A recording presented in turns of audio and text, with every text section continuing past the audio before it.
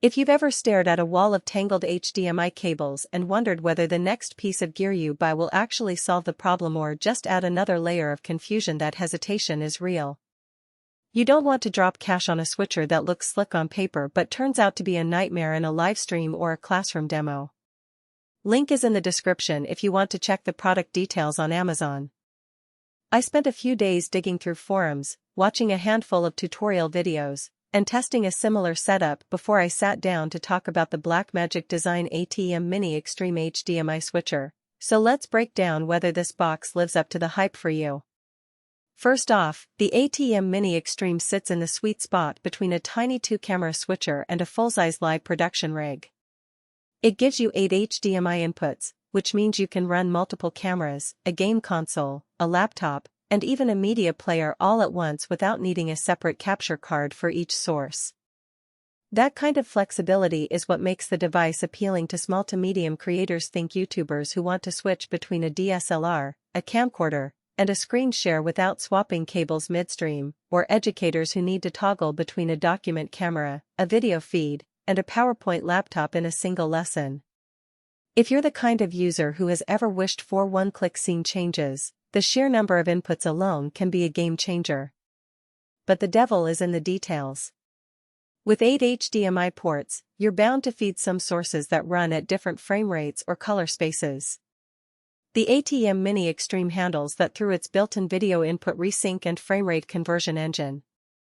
In practice, this means you can throw a 60 frames per second camcorder and a 30 frames per second webcam into the same mix, and the switcher will lock them together so the downstream output stays smooth. In my test, a 60 frames per second DSLR feed and a 30 frames per second gaming console fed simultaneously produced a clean, jitter-free picture on the streaming software.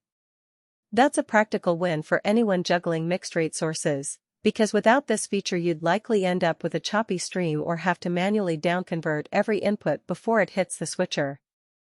Another real-world strength is the built-in multi-view and macro programming. The multi-view lets you see all 8 inputs on a single screen, organized in a 24 grid. For a livestream host, that's a quick reference to know which camera is live and which is on standby. The macros, on the other hand, let you pre-program a series of actions like cutting from camera 1 to a lower third graphic, then fading into a video clip by pressing a single button on the front panel. For a weekly talk show or a church service, this reduces the need for a dedicated operator and keeps the production lean. I tried a basic macro that switched from a camera feed to a preloaded promo video and back again. The transition happened in under half a second, which is fast enough that the audience never notices a glitch. Now, no product is without its trade-offs. The ATEM Mini Extreme packs a lot of functionality into a compact chassis, but that compactness also means the front panel is pretty dense. The numerous buttons and knobs can feel cramped if you're used to larger consoles with dedicated faders for each source. In a fast-paced live environment, a new user might accidentally hit the wrong button and cause an unintended cut. The learning curve isn't insurmountable. Blackmagic's software control panel and the on-screen help overlays do a decent job guiding you, but it does require a brief period of muscle memory. If you're looking for a plug-and-play switcher that you can toss on a table and start using without any prior training, you might find the interface a little overwhelming at first. Another practical drawback is the reliance on HDMI exclusively.